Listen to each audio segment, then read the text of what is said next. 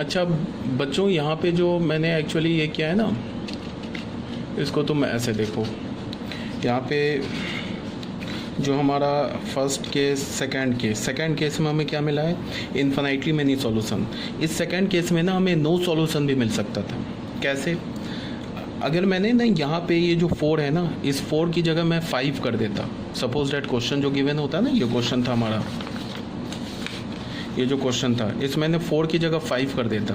तो 4 की जगह अगर मैं 5 कर देता तो p = 2 रखने पे ये फर्स्ट एंड थर्ड इक्वेशन हमारा क्या हो जाता, ये फर्स्ट एंड थर्ड इक्वेशन क्या हो जाता, पैरेलल हो जाता। देख लो, अगर मैं p = 2, सेकंड केस में हमने क्या लिया है, हमने बोला है ना p = 2 एंड q = r। तो अगर मैं p इस क्वेश्चन में, क्वेश्चन नंबर 3 में मैं अगर 4 की जगह 5 कर देता या 9 कर देता, 8 की जगह यहाँ पे मान लो 5 कर देता, ठीक है, तो first equation and third equation क्या हो जाता, पैरेलल हो जाता। जब हमने p = 2 रखा ना सेकंड इसमें, तो यहाँ पे क्या हो गया, p = 2 रखने पे हमें क्या मिल गया, फर्स्ट एंड थर्ड इक्वेशन क्या मिल गया, कॉन्साइड हो गया। ठीक है, अगर मैं यहाँ 4 की जगह 5 रख देता तो यहाँ पे क्या होता, फर्स्ट एंड थर्ड इक्वेशन क्या मिल जाता, पैरेलल मिल जाता। क्यों? बिकॉज x का कोफिशिएंट, y का कोफिशिएंट और z का कोफिशिएंट तो इक्वल हो जाता, प्रोपोर्शनल हो जाता, but d1 is not equal to d2 हो जाता।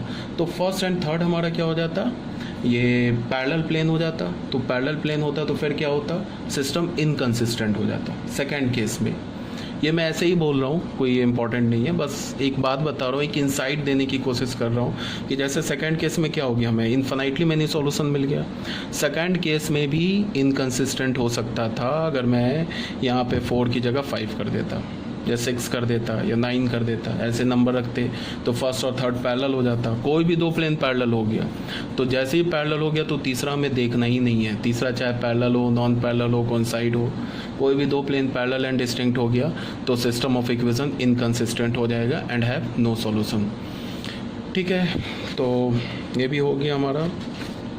कोई डाउट होगा तो तुम लोग पूछ सकते हो, थोड़ा इन्वॉल्व है, अगर इसे मैंने थोड़ा फास्ट भी बोल दिया है, लेकिन अगर कोई डाउट होगा तो पूछ लेना। ठीक है, ऐसे कुछ बहुत याद रखने की ज़रूरत नहीं है। इसमें तुम्हें लग रहा होगा ना कि हमें कुछ याद रखना है, एक्चुअली याद कुछ नहीं रखना है, बस समझ जाना है, प्लेन का कंडीशन समझ जाना है, जैसे कैसे प्लेन पैरेलल होगा, नॉन पैरेलल होगा तो क्या क्या होगा। अगर ये तुम समझ जाओगे तो क्वेश्चन तुम्हें 2 से 3 मिनट में तुम जेईई मेंस और जेईई एडवांस के क्वेश्चन बड़े आराम से सॉल्व कर सकते हो। और जो क्वेश्चन आएगा ऐसे ही आएगा, कंसिस्टेंसी और इनकंसिस्टेंसी बेस्ड ही क्वेश्चन आएगा। सिस्टम ऑफ इक्वेशन दे देगा, उसमें कोई पैरामीटर डाल देगा और बोलेगा ये पैरामीटर का वैल्यू है तो बताओ सिस्टम कंसिस्टेंट है, इनकंसिस्टेंट है। अगर कंसिस्टेंट है तो इन्फिनिटली मेनी सॉल्यूशन है या फिर यूनिक सॉल्यूशन है, यही सब पूछेगा। ठीक है, क्वेश्चन नंबर 4 में आ जाते हैं। यहाँ क्या बोला है, for what value of p and q the system of equation this have unique solution, infinitely many solution, no solution. ये क्वेश्चन आपके लिए छोड़ दिया, do it yourself. Answer बता दे रहा हूँ, फॉर यूनिक, आंसर नहीं है ये, एक बता दे रहा हूँ, ऐसे ही आप सॉल्व करोगे। फॉर यूनिक सॉल्यूशन, हाँ ये आंसर ही लिखा है, for unique solution delta is not equal to 0 होगा। ठीक है, ये कब होगा, when p is not equal to 3 and q belongs to r। For infinitely many solution delta delta 1 ये हो जाएगा, ये कब होगा, फिर when p is equal to 3 and q is equal to 10। ये क्वेश्चन सॉल्व कर लेना आप, ऐसा नहीं ये छोड़ देना। And for no solution delta is equal to 0 and at least one of delta 1 delta 2 delta 3 is non zero. ये कब होगा, व्हेन p का वैल्यू 3 होगा, q का वैल्यू 10 होगा। क्वेश्चन जो होगा ना ऐसे ही क्वेश्चन पूछेगा। क्वेश्चन में बोल देगा कि ये 3 दे दिया और बोलेगा कि when p is not equal to 3 and q belongs to r, तो बताओ ऑप्शन दे देगा क्या है, यूनिक सॉल्यूशन है, इन्फिनिटली मेनी सॉल्यूशन है, नो सॉल्यूशन है, क्या है। वह बोल देगा क्या कि जब p is equal to 3 and q is equal to 10 है तो फिर क्या होगा। तो ये तो बहुत ईजी क्वेश्चन है। अगर तुम ऐसे देखोगे ना, तुमको मान लो कि ये क्वेश्चन दे रखा है ना, तुम फटाफट डेल्टा निकाल लो। जैसे ही अगर p डेल्टा निकालोगे ना तो तुम्हें आ जाएगा क्या, p-3 करके इंटू q माइनस समथिंग आ जाएगा। तो तुमने डेल्टा निकाल लिया, तुमने q का वैल्यू कुछ भी रखो और p का वैल्यू अगर तुमने 3 नहीं रखा तो डेल्टा 0 नहीं होगा। तो जब डेल्टा 0 नहीं होगा तो हो गया यूनिक सॉल्यूशन।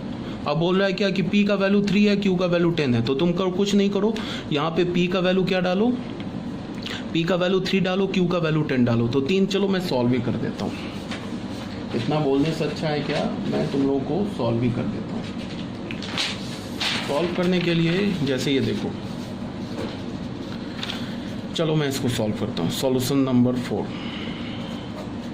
यहाँ पे क्या दे रखा है, x plus y plus z is equal to 6, x plus 2y plus 3z is equal to 10, x plus 2y plus pz is equal to q। इससे मैंने डेल्टा पहले निकाल लिया। डेल्टा निकालना पड़ेगा हर एक इक्वेशन में, डेल्टा 1, डेल्टा 2, डेल्टा 3 की मतलब ज़रूरत नहीं पड़ती है, बट डेल्टा निकाल लो तुम। जैसे 1 1 1 निकाला, 1 2 3 निकाला, 1 2 p निकाला। चलो इसको सॉल्व करते हैं। तो फर्स्ट रो से हमने इक्वेट कर दिया, तो हमें क्या मिल गया, ये 2p minus 6, 2p minus 6 minus, उसके बाद क्या, इसको हटा दिया p माइनस 3, उसके बाद क्या किया, प्लस इसको हटाया 2, यहाँ से क्या मिल गया 2 माइनस 2, तो ये हो गया 0। तो क्या हो गया 2p minus p minus 6 plus 3, ये क्या हो गया, ये 2p minus p p minus 3, ये हमारा किसका वैल्यू हो गया, डेल्टा का वैल्यू हो गया। ठीक है, चलो इसमें डेल्टा 1 भी निकाल लो। डेल्टा 1 निकालना पड़ेगा, क्यों निकालना पड़ेगा, क्योंकि ये खुद से वैल्यू दे रखा है p is equal to 3 and q is equal to 10 पर, जोड़ ही नहीं है, डेल्टा 1 निकालने की जरूरत नहीं है। ठीक है, अब जैसे तुमने p का वैल्यू 3 डाला ना, यहाँ पे क्या बोल रहा है, मैंने सॉल्यूशन में क्या बोला कि अगर p 3 के बराबर नहीं है तो ऑब्वियस ही बात है डेल्टा हमारा 0 के इक्वल नहीं है, और डेल्टा 0 के इक्वल नहीं है तो फिर सिस्टम क्या हो जाएगा, सिस्टम जो होगा यूनिक सॉल्यूशन देगा। ठीक है, अब ये क्या बोल रहा है कि p का वैल्यू 3 और q का वैल्यू 10 पे बताओ क्या होगा, तो देख लो, p का वैल्यू 3 डाल लो, हमारे पास इक्वेशन क्या हो जाएगा, x plus y plus z is equal to 6 और x plus 2y plus 3z is equal to 10।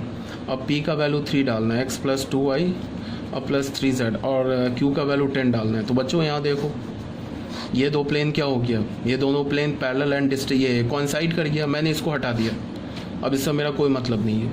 अब मैंने इस दो प्लेन के बीच में देखा क्या हो रहा है, तो इस दो प्लेन को देखा, ये 1/1 है, ठीक है, ये 1/2 है, मतलब ये प्लेन और ये प्लेन क्या हो गया, ये तो नॉन पैरेलल हो गया। इसका मतलब क्या हो गया कि दो प्लेन ऐसे कोइंसाइड हो गया, तीसरा प्लेन ऐसे कट कर दिया, तो क्या होगा, infinitely many solution single parameter में। ठीक है, अगर इन्फिनाइटली मेनी सॉल्यूशन है सिंगल पैरामीटर में, इसका क्या मतलब हो जाएगा कि डेल्टा 1, डेल्टा 2, डेल्टा 3 सब 0 होगा। अब इसको अगर बोलेगा कि इन्फिनाइटली मेनी सॉल्यूशन को लिखो, तो क्या करेंगे, हमने क्या किया कि सिंगल पैरामीटर में तो इस दो इक्वेशन को हमने उठा लिया।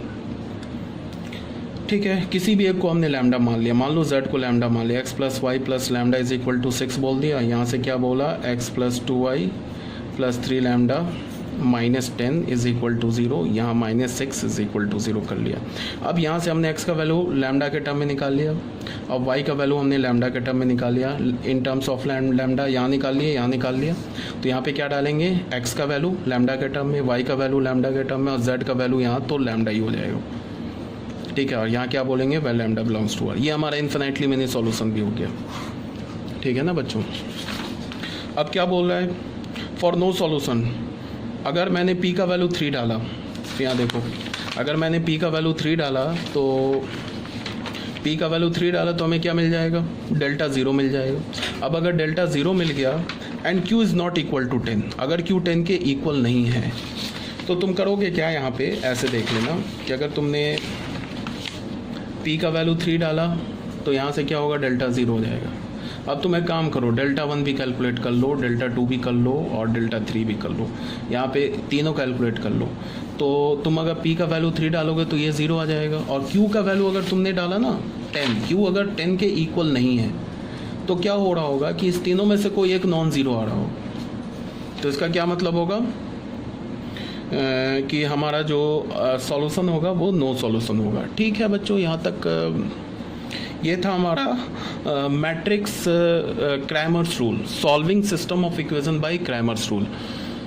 उम्मीद करता हूँ कि आप लोगों को समझ में आया होगा। अगर नहीं समझ में आया है, कोई प्रॉब्लम रह गई है तो डाउट पूछ लेना। मैंने अपनी पूरी कोशिश की कि तुम लोग को समझाऊँ। अभी सुबह के 5:45 हो रहे हैं, मैं भी लेक्चर रिकॉर्ड कर रहा हूँ तुम लोगों के लिए, 5:45 हो रहा है सुबह का। ठीक है, तो अभी क्या है कि कोई ऐसा नहीं है, तुम लोगों के लिए काम किया जा रहा है। थोड़ा रिकॉर्डिंग जो होता है ना और जो ऑफलाइन क्लास होता है, डिफरेंस ये होता है कि इसमें बहुत सारे काम, पहले एक लेक्चर रिकॉर्ड करो, फिर उसको लैपटॉप पे ले जाके कंप्रेस करो, फिर कंप्रेस के बाद सेंड करो। तो ये सब काफ़ी प्रोसीजर के बाद ये जो तुम्हारे पास वीडियो आते हैं, तो इसमें काफ़ी मेहनत होती है। ठीक है। तो टीचर अपना 100% देने की कोशिश करता है कि जब कोई इतना मेहनत कर ही रहा है तो उसको 100% दो। तो मतलब क्या है कि इनफैक्ट ये मैं बोलने की कोशिश कर रहा हूँ ना कि अगर तुम ये जो वीडियो लेक्चर है ना काफ़ी इंपॉर्टेंट है। इसमें जो टीचर जो सॉल्व कर रहे होते हैं ना, ये जो बना रहे होते हैं वीडियो, वो काफ़ी मेहनत कर रहे होते हैं, ठीक है। तो तुमको करना क्या है कि जो वीडियो मिले उसको एक बार काइंडली आप उसको देखो, कई बार देखो। कोई डाउट हो तो तुम पूछा करो, कहीं पे कोई डाउट हो। ऐसा नहीं कि 2-4 वीडियो बीच का छोड़ दिया कि चलो रहने दो, नहीं देखेंगे। तो ये आपके तक वीडियो पहुंच रहा है तो इसमें काफ़ी मेहनत लगी है, तो इसको अच्छे से देखो। अगर इसमें एक वीडियो लेक्चर में क्या मतलब एक तुम्हें बेनिफिट होता है ऑफलाइन ऑनलाइन में, कि ऑनलाइन में तुम बार बार सुन सकते हो। ऑफलाइन में बस यही होता है कि टीचर जो होते हैं ना वो फिजिकली आपके पास प्रेजेंट होते हैं, ऑनलाइन में नहीं होता। बट ऑनलाइन के मेरिट्स क्या है कि तुम बार बार जो रिकॉर्डेड लेक्चर है उसको सुन सकते हो। तुम्हें कहीं डाउट हुआ तो उसको तुम तुरंत डाउट को फिर दोबारा पीछे करके मतलब रिवाइंड करके दोबारा सुन लिए। और फिर ऐसा तो नहीं है कि सिर्फ तुम्हारे पास वीडियो लेक्चर पहुंच रहा है। जिस टीचर ने तुम्हारे लिए बनाया वो टीचर से भी तुम इंटरेक्ट कर रहे हो। तो अगर तुमको कहीं डाउट है तो वहाँ पे अपने डाउट को तुम नोट करके लिखो और जब हमारी क्लास होती है उसमें पूछो, ठीक है। और एक बात और ये बताना था, मैंने ऐसे पहले भी बोल दिया कि MX प्लेयर पे देखा करो वीडियो को, उससे थोड़ी क्वालिटी अच्छी होती है। और MX प्लेयर जो है ना वो थोड़ा उसमें जूम आउट जूम इन करने की पॉसिबिलिटी होती है। वीडियो अगर हॉरिजॉन्टल पे है तो वो वर्टिकल हो जाएगा, वर्टिकल है तो हॉरिजॉन्टल हो जाएगा। रिमाइंड करना ईजी होता है, पीछे ऐसे तुम स्वैप करोगे वो क्या हो जाएगा, आगे पीछे हो जाएगा। मीन्स क्या है, MX प्लेयर पे देखो। MX प्लेयर नहीं है तो डाउनलोड कर लो और उस पर वीडियो देखो, ठीक है। ये हमारा लास्ट वीडियो था। इसके बाद हम लोग आएंगे solving system of equation by matrix method, जिसको हम क्या बोलते हैं, गॉस जॉर्डन मेथड। तो उसके बाद ये देखेंगे और फिर उसके बाद फिर हम लोग कुछ मिक्स प्रॉब्लम्स करेंगे जिसमें हम मैट्रिक्स को भी यूज़ करेंगे, क्रैमर्स रूल भी यूज़ करेंगे, गॉस जॉर्डन मेथड भी यूज़ करेंगे। जो जहाँ सूटेबल होगा उसको यूज़ करके हम लोग क्वेश्चन सॉल्व करेंगे जेईई मेंस के एडवांस के। देखो जेईई मेंस एडवांस में कहीं भी बोलेगा नहीं कि क्रैमर्स रूल करो या ये करो, वो तो बस आंसर पूछेगा तुमसे कि बताओ सिस्टम ये लैम्डा की ये वैल्यू के लिए, पी की ये वैल्यू के लिए सिस्टम कंसिस्टेंट है, इनकंसिस्टेंट है, इन्फिनाइटली मेनी सॉल्यूशन है, नो सॉल्यूशन है, यूनिक सॉल्यूशन है। अब तुम कोई भी मेथड यूज़ कर लो, चाहे तुम क्रैमर्स रूल यूज़ कर लो या तुम गॉस जॉर्डन मेथड यूज़ कर लो, मैट्रिक्स मेथड यूज़ कर लो, उसको बस आंसर चाहिए होगा।